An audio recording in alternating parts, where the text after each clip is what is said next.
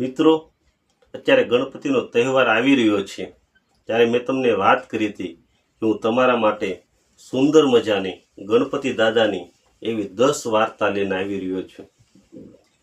આજની મારી વાર્તા છે કે ગણપતિના પૂજન વગર લક્ષ્મી અધૂરી છે. ગણપતિના પૂજન વગર લક્ષ્મી અધૂરી છે. તો મિત્રો, આવી સુંદર મજાની આવી 10 વાર્તા સાંભળવા માટે મારી ચેનલને સબસ્ક્રાઈબ કરો, લાઈક કરો અને શેર કરજો. મિત્રો, દેવી લક્ષ્મી છે ને, એ ધનની દેવી છે. તો ધન તો કોને ન ગમે, પણ લક્ષ્મીનું એક સિક્રેટ હતું. લક્ષ્મીજીનું એક સિક્રેટ હતું કે લક્ષ્મીજી ક્યારેય પણ કોઈની સાથે એકલા નથી જતા. લક્ષ્મીજી ક્યારેય એકલા નથી જતા. એકવાર લક્ષ્મીજીએ ભગવાન વિષ્ણુને પ્રશ્ન પૂછ્યો કે પ્રભુ, હું બધાને ધન આપું છું, પણ કોઈની પાસે ધન ટકતું જ નથી.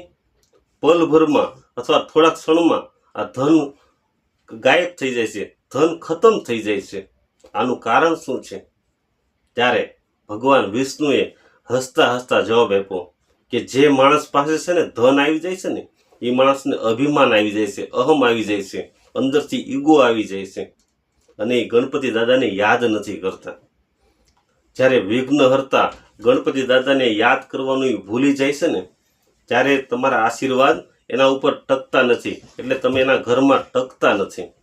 આ સાંભળીને લક્ષ્મીજીએ પણ નક્કી કર્યું કે જ્યારે કોઈ પણ ઘરમાં ગણપતિની પૂજા ન થાય ને, એ ઘરમાં હું પણ વાસ નહીં કરું. હું લક્ષ્મી છું, એના ઘરમાં હું પણ વાસ નહીં કરું. આવું લક્ષ્મીજીએ કીધું હતું. તો મિત્રો, જ્યારે ગણપતિ દાદાને કોઈ પણ કાર્ય તમે શરૂ કરો ને, ત્યારે ગણપતિ દાદાનું તમે નામ લેવો ને અને શ્રી ગણેશાય નમઃ કરીને તમે શરૂઆત કરો ને, એટલે ગણપતિ દાદા તમારીને પ્રસન્ન થાય છે અને ગણપતિ સાથે સાથે લક્ષ્મીજીના આશીર્વાદ તો ઓટોમેટિક તમારા જીવનમાં પ્રસન્ન થઈ જાય છે. મિત્રો, આ વાત ઉપરથી આપને એવી શીખ મળે છે કે આપણે કોઈ પણ કાર્ય શરૂ કરતા હોય, શુભ કાર્ય શરૂ કરતા હોય, એમાં વિઘ્ન તો આવવાનું જ છે.